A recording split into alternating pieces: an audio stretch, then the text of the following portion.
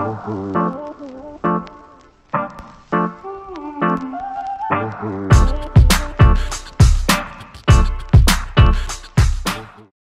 Pat Jones, and I'm heading the Women's Leadership Institute.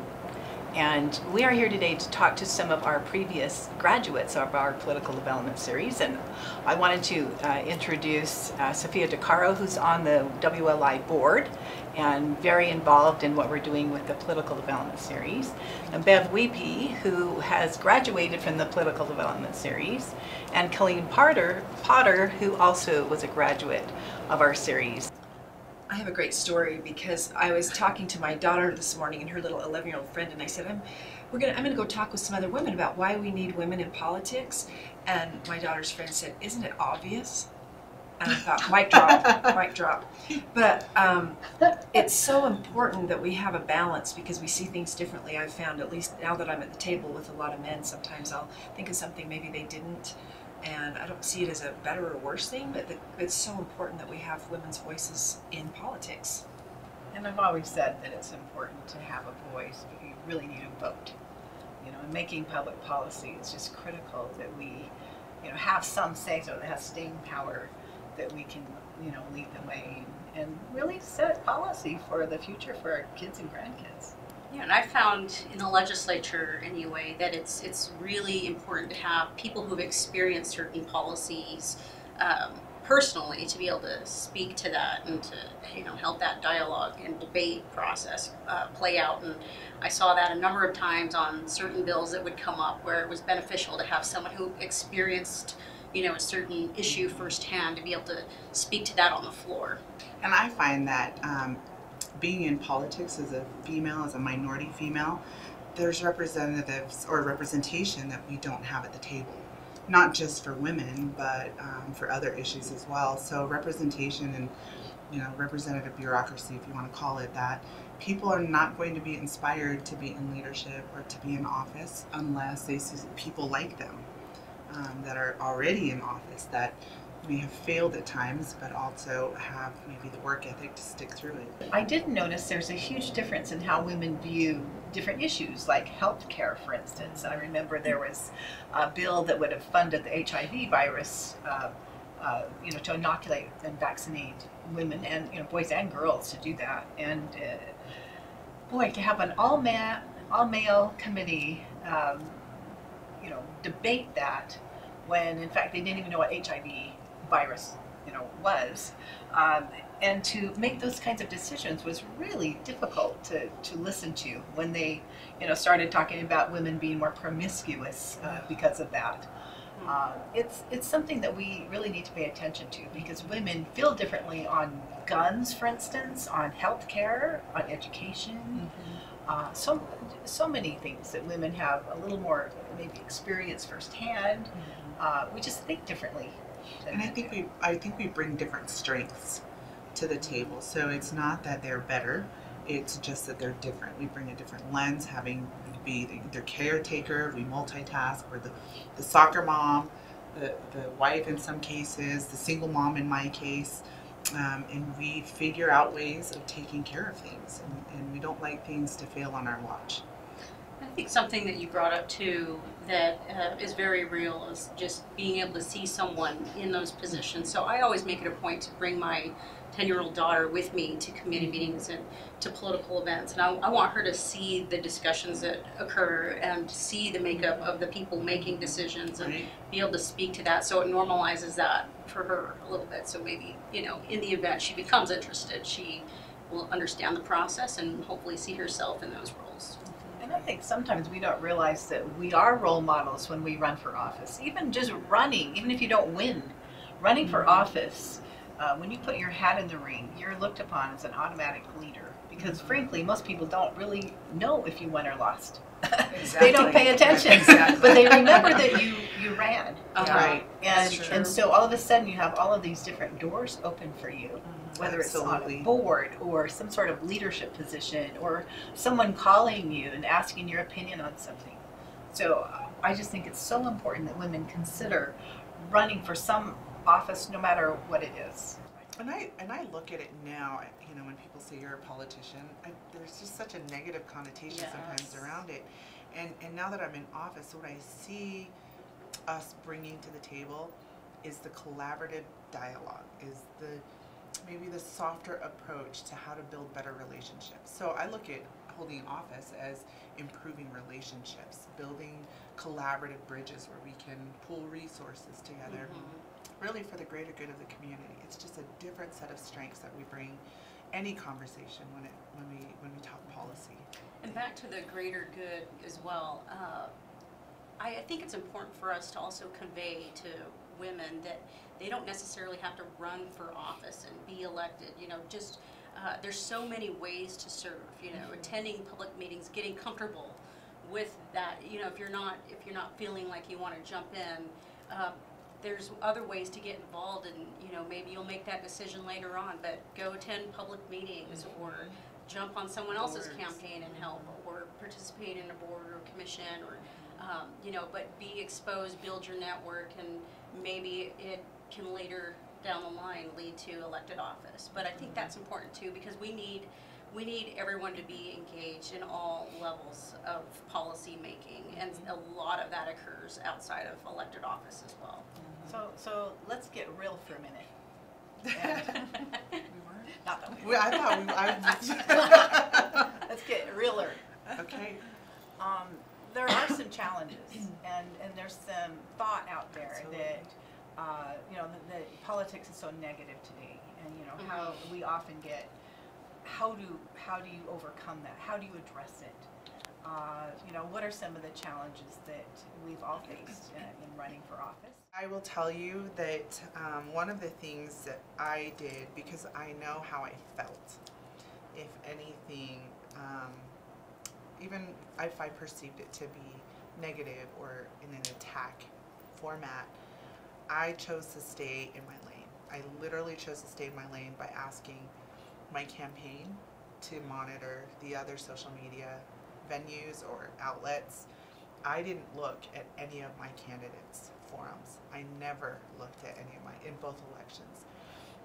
I had heard, but how I heard it was my campaign manager reframed it to make it, let's say something and this is your strength for this week.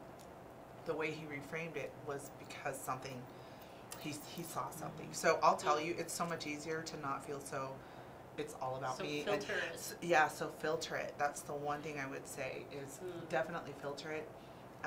Anything that was maybe said against, I would reframe it. So when you were talking about economic development, I would have reframed that and just said, yeah, absolutely, this is what I have done. And you know, my strengths in economic development are here, here, and here. You know, so not exactly sure where you're going with that. Yeah, no, that's one of the things I hate most about campaigning, and one of the things you could pretty much count on happening, unfortunately. But I hate it because it discourages good people from running.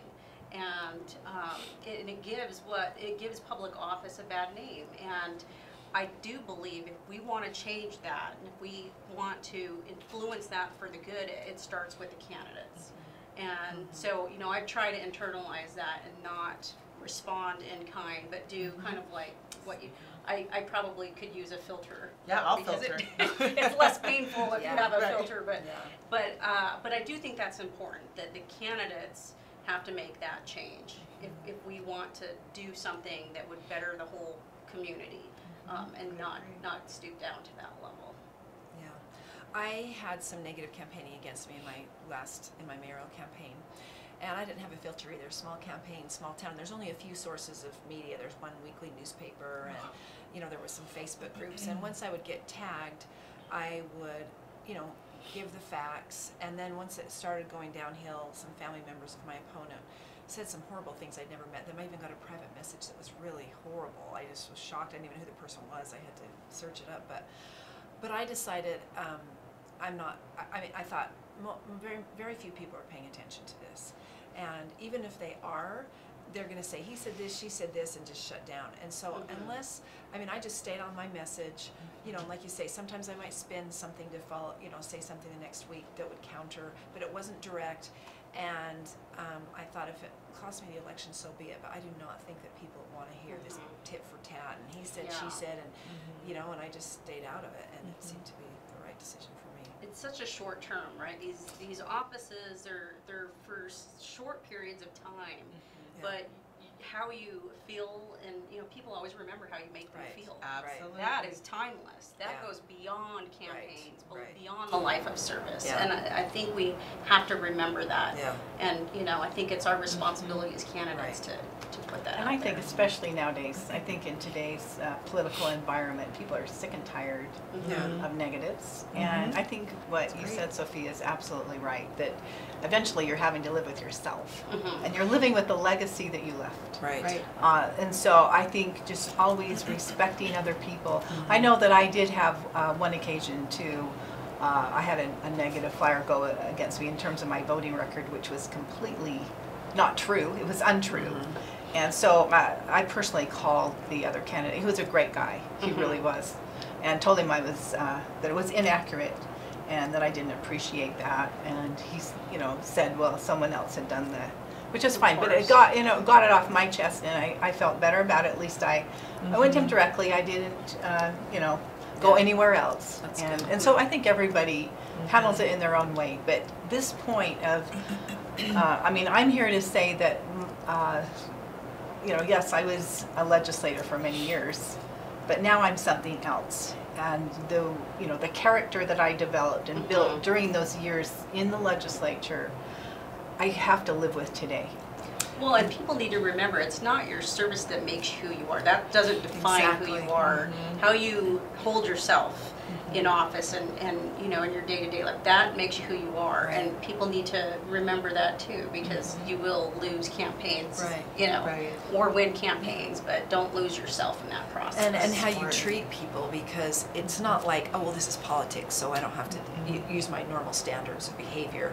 It's still the same. Like, you have to bring that whole self in. I decided I'm not going to say my opponent's name, and you know, I'm not going to go out and say he, this. I'm just going, here's what I want to do, and I think it just changes the whole tone when you're trying to create a positive, you know, here's my issues, here's my experience, instead of trying to knock someone down and you know, try to throw them under the bus for whatever they did or didn't do. And especially when it's misrepresented, and that was what happened with mine. Is there were some things that were totally misrepresented in a way that made it look like I was completely different than I was. But again, I think it backfired, because I would have people say things to me. There was a letter to the editor that said, I voted for so-and-so that was my opponent, but I am so glad that Kathleen Potter got elected. And that person has supported me since, and different ways publicly when things were negative, that they've jumped in. And so I thought, you know, I think if we just take the high road and be ourselves, it's always going to pay off. And if you know, if you win, you win, but it's way more important who you are in your life than holding that office. Yes. And I think too, for me, I ran during the general election, the general presidential election. So kind of I'm purple, right? I literally am purple when I say I'm a little bit of Republican and I'm a little bit of Democrat, but I really want to support people whose values align with mine. And you both have mentioned maybe the political climate right now. For those who are even thinking of running, sometimes it's this party issue, right? What is the party? Well, my father is a hardcore Republican. City council races are nonpartisan, so you don't really have, you know, that's where you make a difference, is at the local level when parties aren't in play. You do what's right for your neighbors, and these are the people you impact directly. When you have to start talking party, like, it was almost, I had to address the party issue all the time, and there were some of my opponents, and we had 9 total in the beginning. So some were Republicans, some were Democrat, and I ran against the legislator who filled my father's seat. So there were so many different challenges, but when we talk about the candidate kind of staying in your lane, filters help, but at every single point in time, the minute that you give any of the other candidates power, or you give them extra thought of how things are happening, you've not given your own campaign kind of the love and we need that too during the campaign. There's a lot of self-love talk sometimes you have to have. So with the political climate, party or not, I really believe that there are more women out there that want to do the right thing over wanting to be a member of a specific party. It's our story, no question. The Women's Leadership Institute is really pushing women to be in all forms of leadership and all forms of political leadership, and to even run for any office. I was also asked to run, having conducted research for so many years. I really could see that people were frustrated with their legislators in their lack of funding of education.